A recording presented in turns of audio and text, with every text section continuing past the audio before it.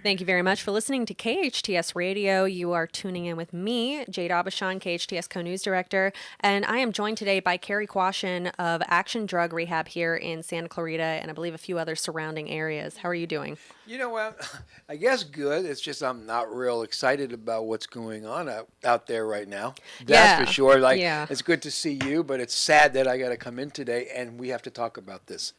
Yeah, absolutely. I mean, this is the second time we've pulled you in the last 2 weeks, not on your show. And Uh-huh. unfortunately, we are back again to discuss the impact of fentanyl and especially addiction. And yeah, and you know what's really sad? We did the press conference a couple months ago, and I remember saying, actually, for the last few years, I remember saying it's coming. Hmm. It's going to kill more people than any drug has ever killed before, and it's going to dominate the news. And it's here, and it's killing more people than it's ever killed before, and it's dominating the news. Yes, absolutely. I was going through our records for this year because KHDS does a wrap up of our top stories every year. So keep an eye out for that in the next Right. couple of weeks. But we're coming up on low 30s of deaths just in terms of what we as the local news has reported on. That doesn't mean that's the final number. No, that's confirmed. We know it was 31 I read. Hmm. That's confirmed. That means that came back with the toxology and all that stuff. But if you add the ones that aren't confirmed and then you add suicide because of Hmm. drugs, I mean this is the biggest pandemic we ever had. And it's plaguing our country, not just Santa Clarita, and it's plaguing our children, which is terrible right now. And we're just, they say it's the number one killer from 18 to 45, and I'll go, that's not really true. It's more like 16 to 45 because I'm hearing of so many kids, and I know kids that have lost their lives to buying a freaking pill on Snapchat or Instagram or wherever it is that they're getting them. And it's like, I don't even want to look at my freaking Facebook anymore because I know these people. Yeah. You know, if you had any idea when I look at this, I know them because at some time or another, in Santa Clarita, they cross our bridge. You know, they might not stay. They might think they don't really have a problem. But sadly, I mean, I see a lot of these people, and then I hear they're dead, and it sickens me. Yeah, and part of the reason we actually brought you in today is because of a rash of overdoses and one death, which I do want to take a moment Of course. for KHTS to offer their condolences to the family of Brandon, who was a 35-year-old right in the middle of that age range there, Yep. who lived here in Saugus. We've heard such wonderful things about him from his neighbors commenting on our social media about what a wonderful man he was for his family. And we sincerely offer our condolences for his loss after he tragically overdosed on Yes. Wednesday. No, absolutely, I'm with you. And let's remember this: that almost everybody, man, they're really good people. Hmm. They're just making bad choices, and bad choices today are deadly choices. So it's kind of one of those things. But yeah, my condolences to the family and friends of Brandon. It's just such a tragic And deal. it's this was just the most recent death, just on, I believe, was it Tuesday night? I believe we also had a rash of other 5 overdoses just at Bouquet Canyon Park, which was less than, I believe, about 1,500 feet away from our later fatality, unfortunately, where we had 5 people overdose. 3 of them ended up being arrested, and all of these people, thank goodness they survived, are between the ages of 18 and 20 for 4 of them. And then I believe one of them is in his 30s. But Right. all of these people, even the ones who are arrested, let's remember here that they are very lucky. Lucky they were Narcan back to life, and for what I also read, I don't know that there was even CPR on one of them. And people, I mean, it's okay. 5 in one night and another one in the morning. So what does that tell you? That tells me a lot of things. Number one is we expect, and the DEA said this along with Action and everyone else, we expect to see what you call mass overdoses. And this is a proof. This is part of what we expect. Because what mass overdoses mean, 3 or more at one time. Because let's face it, who's making these pills? Who knows? Exactly. Are they chemists? No. No. Professionally, no, I'd say. They are not professional chemists. Exactly. Are they doctors? No. No. They're whoever. So somebody's sitting in a room and they're making this, and let's put it like this. I know this is a crazy way to look at it, but all right, chocolate chip cookies. You put too many chocolate chips, these cookies are delicious, and a lot of times people put too many chocolate chips. Mm-hmm. If you put too much fentanyl in any batch, people die. And let's get this straight right now. There is no such thing as a safe or good drug. Everything that contains fentanyl is deadly. Problem is sometimes just a little bit too much, and then just there's no way out of it. People are going to overdose, and that's what we're seeing. And it hasn't even mushroomed yet. We haven't even seen it yet. I mean, it's still coming. So it's a terrible time for anybody that's using drugs today. It's not get sober or not. If you hear what the DEA said, they said 6 out of every 10 pills on the market that contains fentanyl contains a deadly amount. 6 out of every 10. So that means what? More than 3 bullets on a Russian roulette game. Yeah. So every time you use a drug containing fentanyl, meaning crystal meth, we're bringing people into treatment right now that we're actually detoxing off of fentanyl, and they're using meth. And they're saying, no wonder I'm nodding out when I'm taking my meth. I mean, and we know every pill out there is not real. It's containing fentanyl, and even the heroin. So it's a deadly game that you're playing with any drug right now. I do have a question, considering it is the holiday season. Unfortunately, tied with that, we see a rise in stress in general and suicides. And do you see a rise in ODs at the same time? We see a rise in overdoses during the holidays. It actually gets worse, and I hate to say this, after the holidays. Oh. Especially when it comes to suicide, because people have all these hopeful expectations. This Christmas is going to be great. Hanukkah, I'm going to see my family. New Year's is going to be terrific. Maybe my ex will show up. That kind of stuff, and it doesn't happen.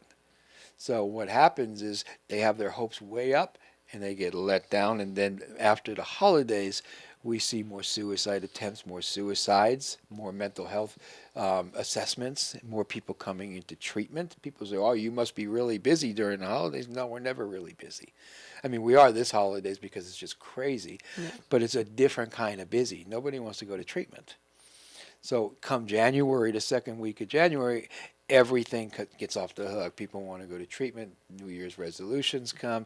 People that had all these expectations that were let down, you see more suicides, more suicide attempts, and that's how that works. And I've been doing this for 40 years, so that's what I've been seeing for 40 years. That's very, very unfortunate.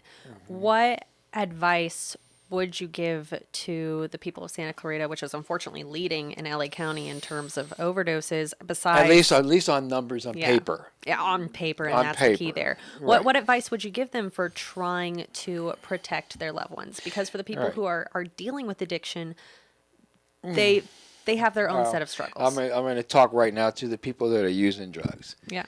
If you're out there and you're using drugs and you're buying stuff on the streets, let it be Percocet or oxycodone, or We mentioned marijuana is now having we'll fentanyl, get to right? that too, or any kind of narcotic, crystal meth, ecstasy. You're playing with your freaking life. That almost every drug, and you better hear me real clear, almost every drug out there contains fentanyl right now. And we already know, I mean, this is a fact, 6 out of 10 pills contain a lethal amount of drugs. Look at what the heck's happening out there. Do you want to be that statistic? So that's to the people using. To the families and friends and loved ones of somebody that is using, don't take this easy. I mean, you need to especially if you have children, man, you need to talk to your children. You need to let your children know that the message that everybody's been saying is fentanyl's bad. Heck, we know fentanyl's bad. The message we need to get to the children right now is all freaking drugs are bad. I'm sorry, I'm so passionate about this because I'm so freaking sick of people dying. But you need to talk to your kids. You need to let your kids know that all drugs are bad. That fentanyl is in everything, and it's just one pill. one half a pill, and you could be dead. And also for parents, let's talk about THC. Yeah. I mean, if you watch the news, just in the last week, yesterday, 4 kids overdosed on THC. They were brought to the hospital. Last week there was 10, right? Yeah. And I know of about 4 or 5 others that are in psych hospitals because of the THC. People are saying, well, it's only marijuana. Number one, they're not smoking marijuana. What they're doing is eating edibles. If you look at the difference between edibles and marijuana, it's not the same drug. Marijuana, you smoke it, it's got 20 to 30 milligrams of THC. These edibles got a freaking 100 milligrams. It's pure THC. Which, let's define that for our listeners. I know we've been talking a lot about fentanyl and THC, which, first off, let's say those are 2 very different things. Very different. Fentanyl is something that was originally, as far as I could find in my research, please feel free to correct me, it was originally used to make other drugs more potent. Yes, and it was an extreme pain medication Yes. for people that are cancer victims.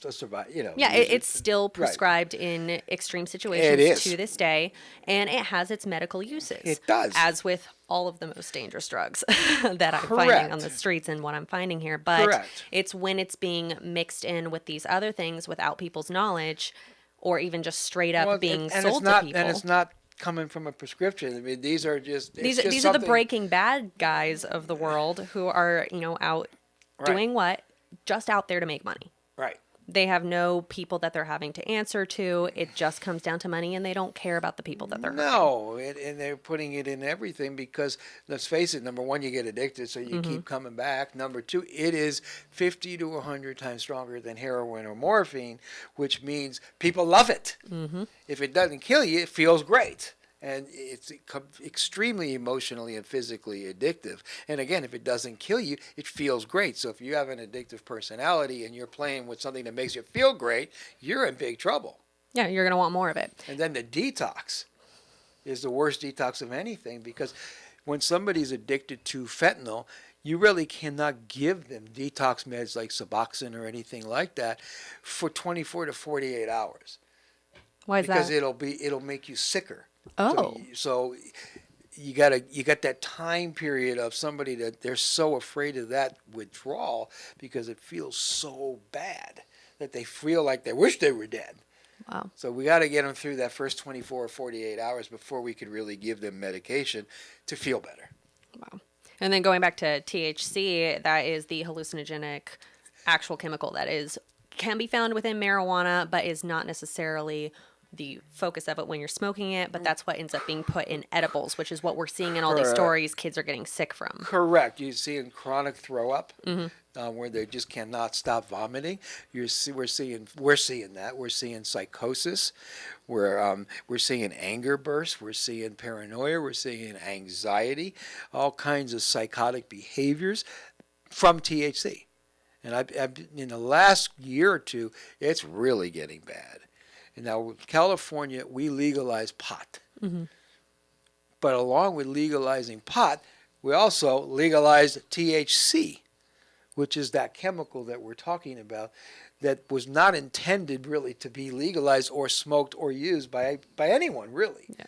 So what's happening now is it's in everything. I mean, it's all they have it in cookies. They have it in food. They have it in gummy bears and in candy. And when you're buying it says it. I was going to bring it with me because I have stuff that I compensate. I forgot. But it says 100% THC. Yeah, these are concentrations that are just unprecedented compared to when you're smoking it. Exactly. And I've been seeing some terrible stuff. I mean, the panic attacks, the anxiety attacks, the chronic vomiting, the psychosis, the anger bursts, I mean, depression, suicidal thoughts, just from that THC.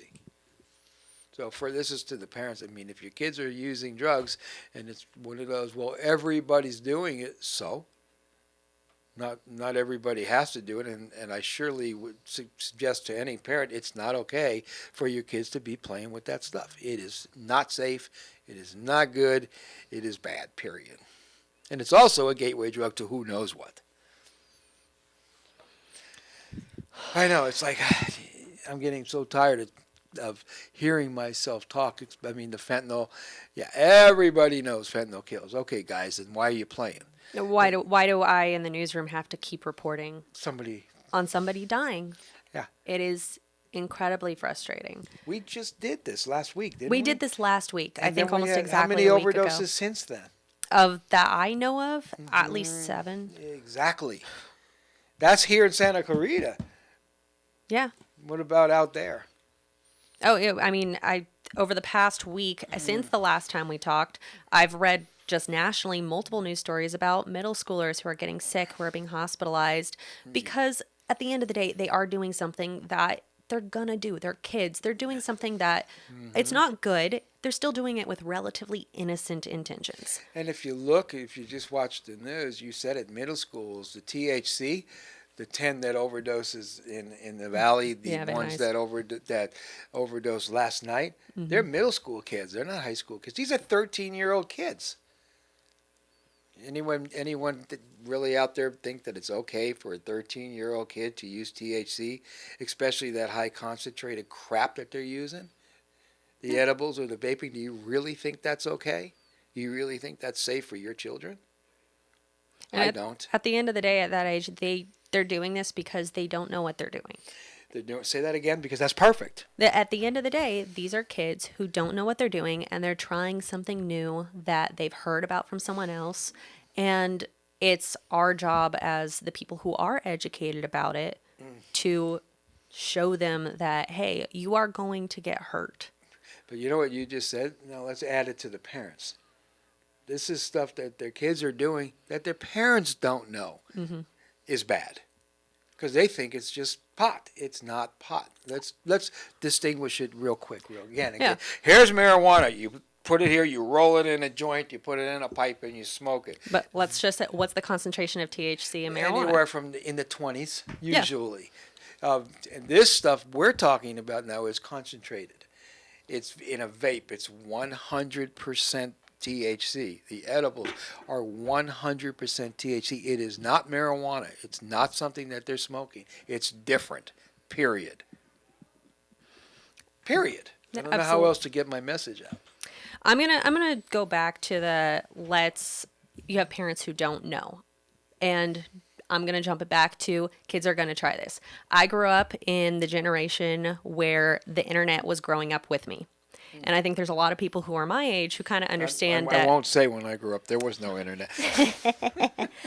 But I think a lot of the people who are in my age group kind of understand that we were in the guinea pig age of the internet growing with us.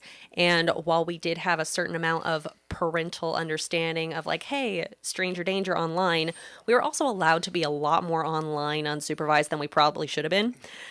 And probably because our parents didn't know. Right. Because they didn't know. And so now I'm seeing a lot of people my age who are a lot more careful about the connectivity that their kids are having because we learned. But that's the thing, is that we weren't in danger and we didn't die if we did the wrong thing. Yeah, today's game has changed everything, because if you're playing this game and you play it wrong, you die. Yeah. It's not a oops, I made a mistake, I won't do that again. You just die. You know, and you know what the saddest thing is? I mean, for what I understand, Brandon was found in his home. He was at home. The saddest thing is that almost all these people that are dying from a drug overdose are found where? In the safest place in the world, in their own homes, in their own beds. The young ones by their parents. Yes. And a lot of the young ones, from what I've heard speaking to members of actually our Santa Clarita Valley Sheriff's Station, is a lot of the times the drugs that they think they're getting are relaxants, stuff to make them feel calm, stuff to make them feel good. Correct, and that's the truth. That if you take the overdoses, and you say, all right, what did they take?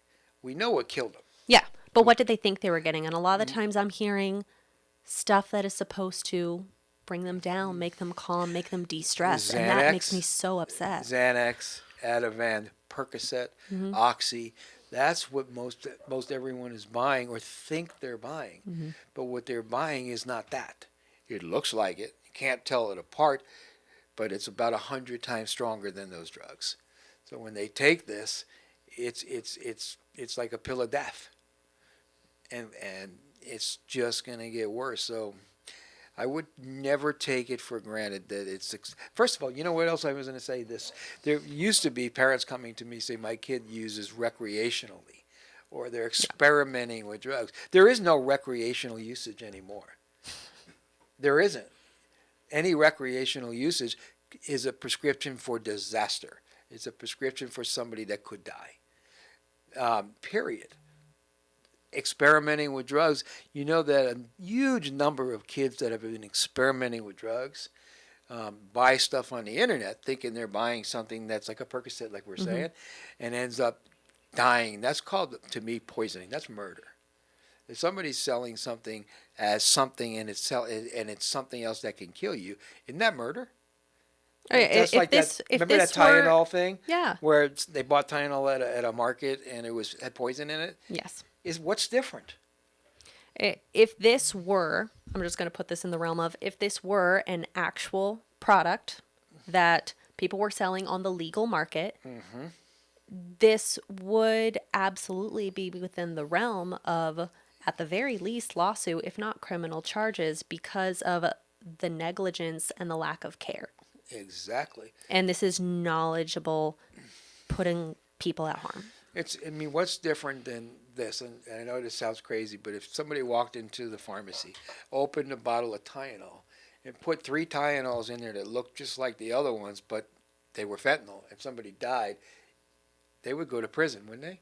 Yeah, that's what is the difference here? Exactly what you're referencing. The Chicago Tylenol murders was first off, the whole reason that it is practically impossible for me to get into any over-the-counter drug when I'm tired, and second off, it hurt so many people, and it caused a period of paranoia and fear that was national in an era that was really just starting to begin the 24-hour news cycle. We're not seeing that same level of worry just yet, and panic, and I'm finding that very interesting, and I'm wondering if that is because people feel like it isn't going to be them because it's done within, not necessarily like, it's not something you buy in a store. It's something that I think like a lot of people still put stigma on of, oh, that's not going to be me because I don't do drugs like that, or I know how much I don't deal with that. Or I'll use less because I know that stuff are cut with fentanyl. You can use as little as you want. If there's too much fentanyl in it, you're gonna die. Yeah, I personally get the impression that for quite a few people, and especially some parents, until it affects them, it's always well, that has nothing to do with me, or I'm so sorry for those people over there. Exactly. And I don't think they realize how close to home it is. You know that here's some statistics that's crazy, okay? 1 out of every 6 Americans will have an alcohol or drug problem in this country. 1 out of every 6 will have an alcohol or drug problem in this country. So if 1 out of 6 people are playing with some kind of drug and it's cut with fentanyl, guess what? We're going to lose even more people. I think it comes down to then you start shaving down those numbers to them 1 out of 5 because the 6th one, unfortunately. And that's about right. Yeah. So this is probably one of the largest epidemic, or definitely, I've been dealing with people using drugs now for 40 years. That's what I do. That's all I do, really. And I've seen every kind of trend that there is. I've seen the pot trend and the meth pen trend and the cocaine trend and you name it, the heroin trend. This is the worst thing we've ever had to deal with because it's not even a trend. Something I did want to mention that we talked about earlier is while I've been doing more research to try to understand more about fentanyl, I didn't realize how long it had been around. Right. I was finding articles pertaining to maybe small clusters of overdoses in the early 80s, late 1970s. I didn't realize how long it had been around. I thought it was a newer compound. No, it's been around for quite a long time, but it's been used correctly. It's been used as a pain medication, which is what it should be in hospitals under medical care and supervision. It started exploding, actually. We were starting to deal with this a lot more right before the pandemic. It was starting to flooding the market coming in from China. During the COVID, it got a little bit, it just went completely haywire, crazy, because at the same time, we realized that, well, we have an opioid crisis in this country. So doctors stopped writing opiates. Dealers weren't able to get them to sell. Fentanyl just timing was everything. And so fentanyl just exploded. And if you can't buy pills, what are people going to do if they need to sell them or if they need to get high? They were making pills. And almost like you said, now everything is fentanyl. There is no real pills out there. It used to be that you go doctor shopping and doctors would write they would write a prescription for 90 pills. And they'd write it for 3 refills. You didn't even have to go back to the doctor. That stopped like that. So dealers couldn't get them. People that were using couldn't get them. So the demand was higher than it's ever been in history, especially during COVID. The supply was just cut. Just like that, stopped. So what people are going to do? Well, China went, whoa, what a market. It's open market. There you go. What a market. Let's flood the market with fentanyl. And they did. The DEA did a pretty good job of keeping it out of coming to America, but it went to Mexico. And it's just crossing the borders. Yes, they're finding millions of pills, but whatever they're finding, a whole lot more is getting across that border, and it's coming right into our country, into our homes, and plaguing our kids. It's scary stuff. It really is. It's almost like terrorism if you think about it. I mean, look how many people are dying. Too many. Yeah, way too many. Far too many. To me, one's too many, but it's thousands and thousands. I think they said over 110,000 just in the last year. Mm-hmm. That's just confirmed. Remember that. That's confirmed accidental overdoses. As the primary cause of death, not necessarily as the, who knows, whatever medical conditions may have been exacerbated by. Exactly. Yeah. Or mental health issues. Mm-hmm. So we can go on for days when.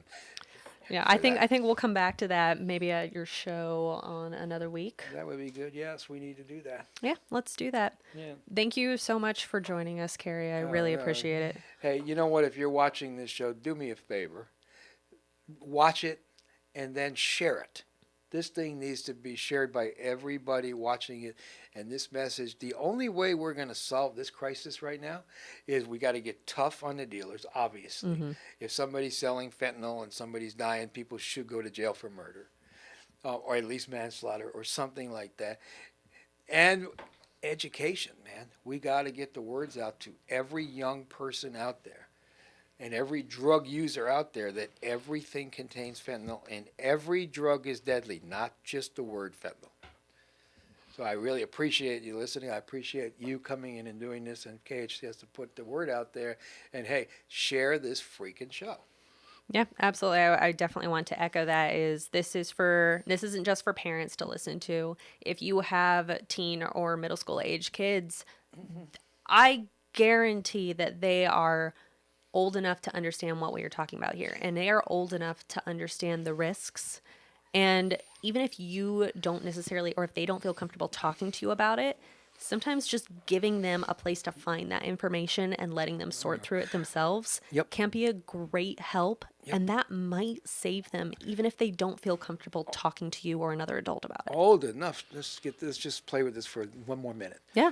The last thing I watched on the news this morning was 4 kids overdosing on THC middle school kids. That's 13 years old. Yeah. 13-year-old girls should be playing with dolls. Sorry. Not ending up in the ER. Yeah. So, yeah, you better start talking to your kids at a very young age, period. Absolutely.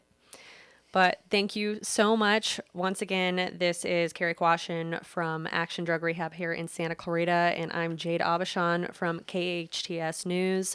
Thank you so much for tuning in. For more information, you can head on over to our website at hometownstation.com or tune in to KHTS FM 98.1 AM 1220. Have a good day.